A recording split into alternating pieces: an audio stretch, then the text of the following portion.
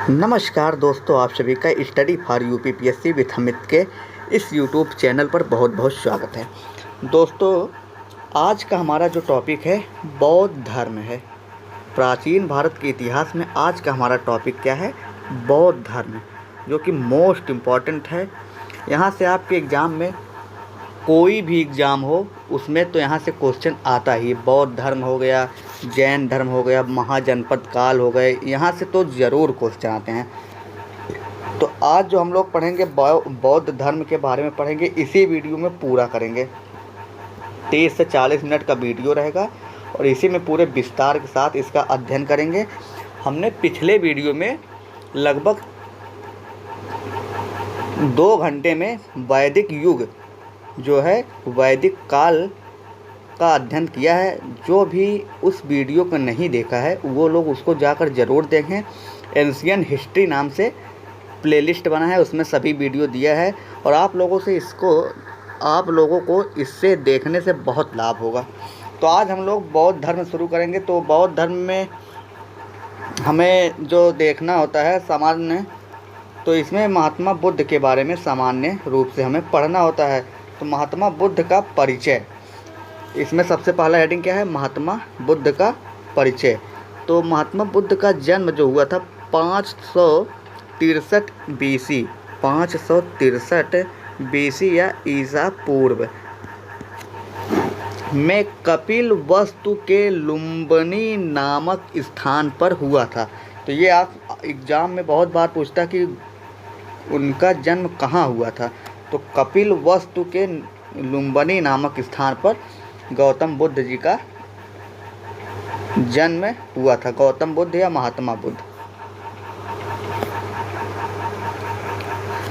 महात्मा बुद्ध के पिता का नाम शुद्धोदन था। इनकी माता का नाम महामाया था। इनकी मौसी का नाम प्रजापति गौतमी था। इनकी पत्नी का नाम यशोधरा था। इनके बेटे का नाम राहुल था और इनका बचपन का नाम सिद्धार्थ था। ये भी आपसे एग्ज़ाम में पूछता है कि महात्मा बुद्ध का बचपन का नाम क्या था? तो सिद्धार्थ।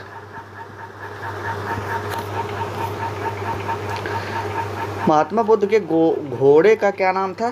कंथक। इनके सारथी का क्या नाम था? चना या चाड़। इनके पहले गुरु यानी किसके? महात्मा बुद्ध के पहले गुरु का नाम अलार कलाम, जो कि सांख्य मत के अनुयायी थे। सांख्य मत के अनुयायी थे। इनके पहले गुरु थे कौन? अलार कलाम। दूसरे गुरु मोस्ट इम्पॉर्टेंट है। दूसरे गुरु का नाम रुद्रक रामपुत्र था। इनको ज्ञान की प्राप्ति जो हुई वह बोध गया में हुआ था।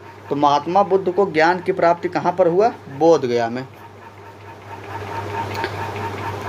महात्मा बुद्ध जी ने 29 वर्ष की अवस्था में गृह त्याग किया था। 29 वर्ष की अवस्था में गृह त्याग करने के बाद इन्हें ज्ञान प्राप्ति 36वें वर्ष में मिली। यानी कितना? 29 और 7 वर्षों बाद इनको ज्ञान की प्राप्ति हुई। और कहाँ पर हुई? वृक्ष के पीपल के नीचे इनको निरंजना नदी के तट पर हुई थी। वृक्ष के पीपल और निरंजना नदी के तट पर हुई थी। इनका वंश क्या था? ज्ञात्रिक क्षत्रिय वंश के थे। इसके अलावा महात्मा बुद्ध का जब जन्म हुआ तब इस समय के प्रसिद्ध विद्वान जो ललाट और हस्तरेखा विशेषज्ञ थे उनको बुलाया गया, जिनका नाम ऋषि कौंडिन्य था। कौंडिन्य ने महात्मा बुद्ध के बारे में भविष्यवाणी की और कहा कि महात्मा बुद्ध या तो चक्रवर्ती सम्राट या तो बहुत बड़े सन्यासी बनेंगे।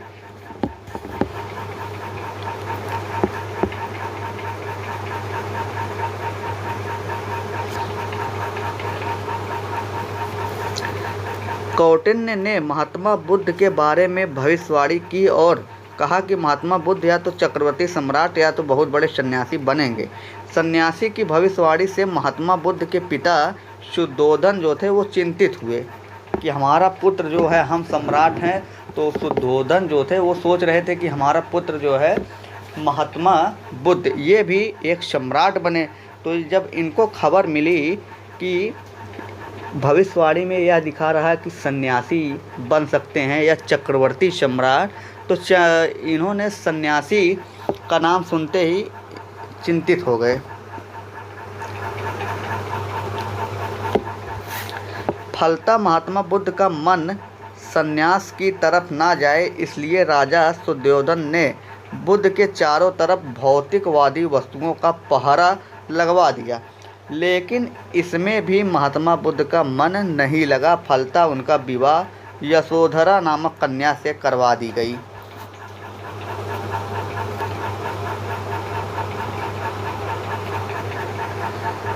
देखेंगे महात्मा बुद्ध के जीवन के 4 जो थे चार पड़ाव देखने को मिले थे। महात्मा बुद्ध सबसे पहले वो जो है जा रहे थे घूमने के लिए, तो वहाँ पर उन्हें एक वृद्ध व्यक्ति देखने को मिला जिसको चलने में दिक्कत थी। तो उन्होंने यह भी देखकर उनके मन में कुछ शंकाएं उत्पन्न हुई। इसके बाद उन्हें दूसरे दिन गए घूमने के लिए, तो वहाँ पर एक बीमार व्यक्ति दिखाई देता है। उसके बाद जब और जाते हैं, उसके बाद मृतक व्यक्ति दिखाई देता है। फिर उन्होंने सन्यासी व्यक्ति को देखा चौथी बार में। तब महात्मा बुद्ध ने जब इस दृश्य यानी सन्यासी व्यक्ति को देखा, तो इस दृश्य को देखा तब सन्यास की इच्छा उनके मन में आने लगी। फलतः 29 वर्ष की आयु में बुद्ध ने सत्य की प्राप्ति के लिए अपना गृह त्याग दिया। इसी को बौद्ध धर्म में महाभिनिष्क्रमण के नाम से जाना जाता है। महाभिनिष्क्रमण के नाम से जाना जाता है। Most important question. चौथा दृश्य महात्मा बुद्ध के जीवन का निर्णायक दृश्य था। इसी से प्रभावित होकर इन्होंने अपना गृह त्याग दिया था। गृह त्याग के बाद महात्मा बुद्ध ने सारनाथ में सत्य की प्राप्ति की तपस्या प्रारंभ की, लेकिन यहाँ पर उनका मन नहीं लगा। फलतः सारनाथ से सिद्धार्थ उरुवेला ग्राम पहुँचे थे। यहाँ पर सुजाता ने महात्मा बुद्ध को क्षीर पकोदन खिलाया। फलतः यहाँ पर फिर तपस्या भंग हो गई। इसके बाद देखेंगे, इसके बाद सिद्धार्थ बोध गया पहुँचे और यहाँ पर पीपल के वृक्ष के नीचे निरंजना नदी के तट पर इन्हें सत्य की ज्ञान की प्राप्ति और अब सिद्धार्थ को महात्मा बुद्ध शाक्य मुनि और तथागत के नाम से जाना गया। महात्मा बुद्ध का प्रचार प्रसार। महात्मा बुद्ध का प्रचार प्रसार। ज्ञान प्राप्ति के बाद महात्मा बुद्ध ने अपना पहला उपदेश सारनाथ में 5 सन्यासियों को दिया था। इसी क्रिया को बौद्ध धर्म में धर्म चक्र परिवर्तन के नाम से जाना जाता है। यानी जब बौद्ध धर्म में महात्मा बुद्ध ने जब सारनाथ में 5 सन्यासियों को उपदेश दिया अपना, तो उसी क्रिया को बौद्ध धर्म में धर्म चक्र परिवर्तन के नाम से जाना गया। सारनाथ से महात्मा बुद्ध राजगृह पहुँचे। यहीं पर हर्यक वंश के शासक बिंबिसार ने महात्मा बुद्ध को वेड़वन विहार बनवाकर दान में दिया। राजगृह के बाद महात्मा बुद्ध वैशाली पहुँचे और राजगृह के बाद कहाँ पहुँचे?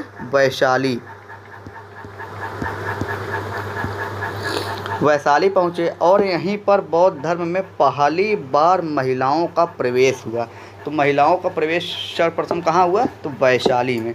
बौद्ध धर्म की शिक्षा लेने वाली पहली महिला जो थी वो महात्मा बुद्ध की मासी प्रजापति गौतमी थी।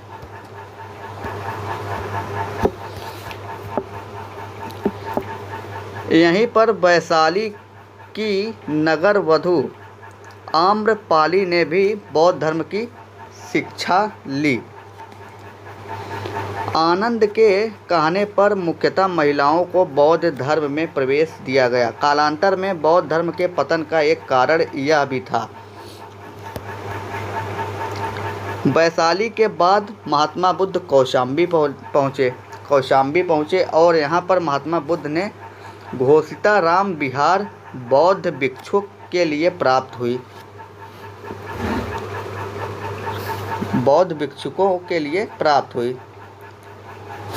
कौशाम्बी से महात्मा बुद्ध मल्ल गणराज्य की दक्षिणी राजधानी पावापुरी पहुँचे। मल्ल गणराज्य की दक्षिणी राजधानी पावापुरी पहुँचे और यहाँ पर महात्मा बुद्ध के शिष्य और मित्र चुन्न नामक लोहार या सुनार ने बुद्ध को सूकर माधव खिलाया। सूकर माधव यानी माधव जो होता है इसका माने होता है मांस और सूकर माने सूअर का मांस खिलाया। और इसी वजह से महात्मा बुद्ध को अतिसार नामक रोग हो गया। फलता यहाँ से महात्मा बुद्ध कुशीनगर पहुँचे और यहीं पर बुद्ध का देहांत हो गया। इसी को बौद्ध धर्म में महापरिनिर्वाण के नाम से जाना जाता है या कहा जाता है। महात्मा बुद्ध के धातु अवशेषों का बंटवारा। बुद्ध की मृत्यु के बाद इनके धातु अवशेष जैसे दांत, बाल, हड्डी को प्राप्त करने के लिए कई राजाओं ने अपनी दावेदारी प्रस्तुत की और जब इसमें बड़ा विवाद हुआ तब द्रोण नामक ब्राह्मण ने इस विवाद को सुलझाया। फलता महात्मा बुद्ध के धातु अवशेषों को 8 राजाओं में बांटा गया। ये जो 8 राजाएं हैं ये मोस्ट इम्पॉर्टेंट क्वेश्चन है। आपसे कोर्ट के माध्यम से ये क्वेश्चन पूछा जाता है। तो पहले कौन थे? मगध के अजात शत्रु, दूसरे कपिल वस्तु के शाक्य, तीसरे वैशाली के लिच्छवी, चौथे वेद द्वीप के ब्राह्मण, पांचवें अलकप्प के बोली, छठें पावापुरी के मल्ल, सातवें रामगाम के कोलीय और 8वें पिप्पलीवन के मौर्य। इसके बाद हम लोग देखेंगे बौद्ध सभा या संगीति का इतिहास, मोस्ट इम्पॉर्टेंट है। तो प्रथम बौद्ध संगीति समय था 483। प्रथम बौद्ध समिति या संगीति या सभा कब हुआ था? तो 483 BC में हुआ था। स्थान राजगृह, सप्तपथी गुफा बिहार में स्थित है। शासक कौन थे? अजातशत्रु, अध्यक्ष महाकश्यप। तो प्रथम बौद्ध संगीति जो हुआ था वो 484 ईसा पूर्व में राजगृह में हुआ था। वहाँ उस समय शासक कौन थे? अजातशत्रु और अध्यक्ष इसके कौन थे? महाकश्यप। परिणाम या इसमें कार्य जो हुआ, इसी बौद्ध सभा में सुत्त पिटक जो कि आनंद ने लिखा और विनय पिटक जिसको उपाली नामक 2 पिटल साहित्य की रचना की गई। विनय पिटक को उपाली नामक इतिहासकार ने लिखा था। इसके बाद आता है द्वितीय बौद्ध संगीति। समय है 383 BC। स्थान है वैशाली का बालुकाराम विहार। शासक कालाशोक जो कि शिशुनांग वंश का था। अध्यक्ष सुवु कामी थे। इसी बौद्ध सभा में पहली बार बौद्ध धर्म का स्थाविर या थेरवादी और महासंघिक या सर्वास्तिवादी में विभाजन हो गया। तो द्वितीय बौद्ध संगीति में जो है पहली बार बौद्ध धर्म का स्थाविर या थेरवादी और महासंघिक या सर्वास्तिवादी में विभाजन हो गया। इसके अलावा तृतीय बौद्ध सभा आता है 247 BC में। स्थान है पाटलिपुत्र। शासक हैं अशोक। अध्यक्ष हैं मोगलीपुत्र तिस्से। इसमें अभिधम्म पिटक नामक ग्रंथ की रचना मोगलीपुत्र तिस्से ने की थी। इसके बाद आता है चतुर्थ बौद्ध सभा। समय था प्रथम शताब्दी ईस्वी। स्थान था कश्मीर का कुंडल वन। शासक थे कनिष्क जो कि कुषाण वंश के थे, और अध्यक्ष थे वसुमित्र और उपाध्यक्ष थे अश्वघोष। इसी बौद्ध सभा में बौद्ध धर्म हीनयान और महायान में विभाजित हो गया। बौद्ध धर्म के संप्रदाय सेकंड बौद्ध सभा में ही बौद्ध धर्म का पहली बार विभाजन हुआ, लेकिन वास्तविक विभाजन जो हुआ चौथे बौद्ध सभा में हुआ था। हीनयान पहला क्या है? हीनयान। हीनयान का अर्थ है निम्न मार्ग होता है। हीनयान संप्रदाय भी कालांतर में वैभाषिक और सौत्रांतिक में विभाजित हो गया। वैभाषिक विभाषा शास्त्र नामक ग्रंथ पर आधारित है, जबकि सौत्रांतिक सुत्त पिटक ग्रंथ पर आधारित है।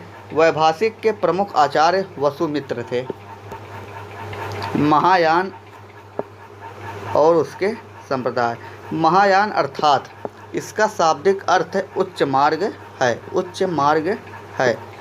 यह संप्रदाय भी माध्यमिकवाद या शून्यवाद एवं विज्ञानवाद और योगाचार में विभाजित हुआ।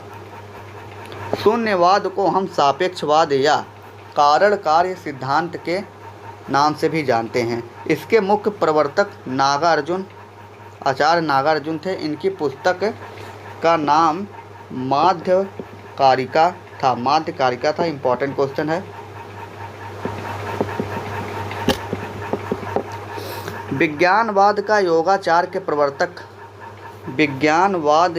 योगाचार के प्रवर्तक प्रारंभ में मैत्रेयनाथ थे। इसके बाद असंग और वसुबंधु ने इसे आगे बढ़ाया।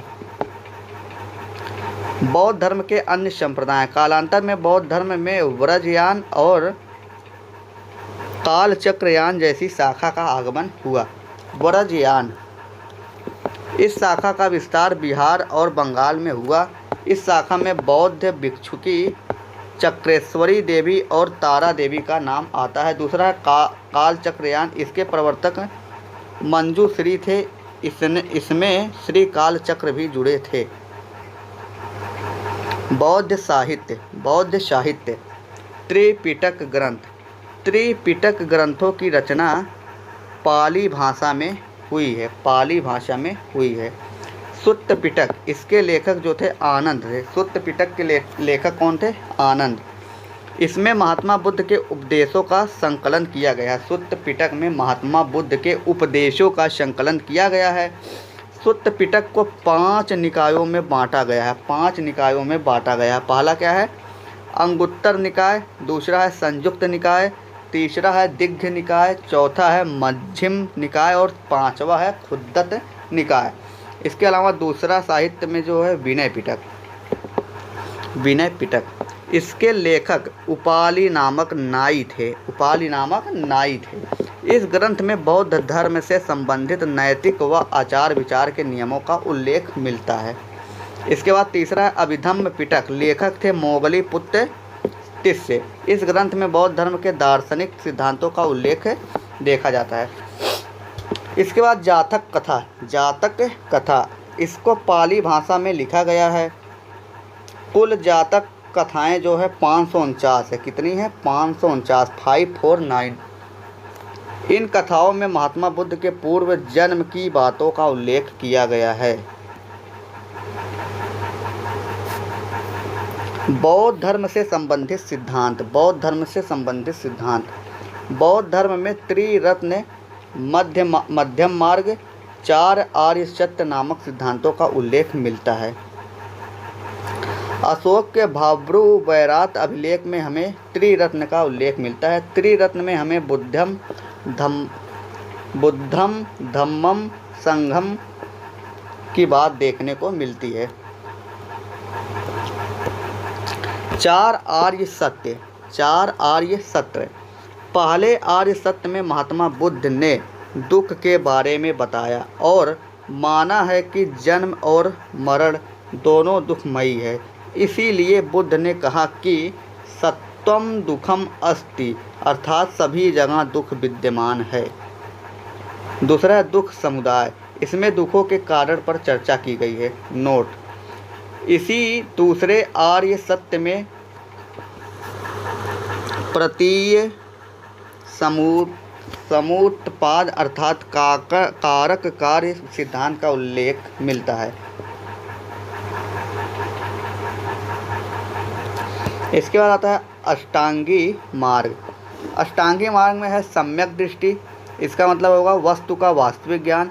दूसरा है सम्यक संकल्प, जिसमें वास्तविक संकल्प के बारे में बताया गया है। तीसरा है सम्यक वाक्य, जिसमें सत्य बोलना बताया गया है। चौथा है सम्यक कर्मांत, जिसमें सत्य अहिंसा का अनुसरण सिखाया गया है। पांचवा है सम्यक आजीव, जिसमें सदाचार के नियम का पालन करने के लिए कहा गया है। छठा है सम्यक व्यायाम, जिसमें विवेक युक्त कार्य करना बताया गया है। सातवां है सम्यक स्मृति, जिसमें सच्ची धारणा की बात की गई है। और आठवां है सम्यक समाधि, जिसमें कहा गया है कि मन और चित्त जो है, चित्त की एकाग्रता होनी चाहिए। बौद्ध धर्म के अनिश्वरवादी या वेद और ईश्वर को नहीं मानता था। धर्म जो था वो अनिश्वरवादी था, यह जो वेद और ईश्वर को नहीं मानता था।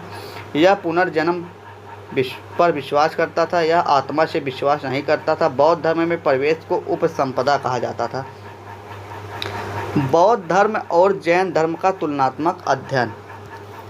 दोनों ईश्वर में विश्वास नहीं करते थे। दोनों ने अहिंसा के व्रत पर जोर दिया। दोनों धर्म के प्रवर्तक समकालिक आयु के थे।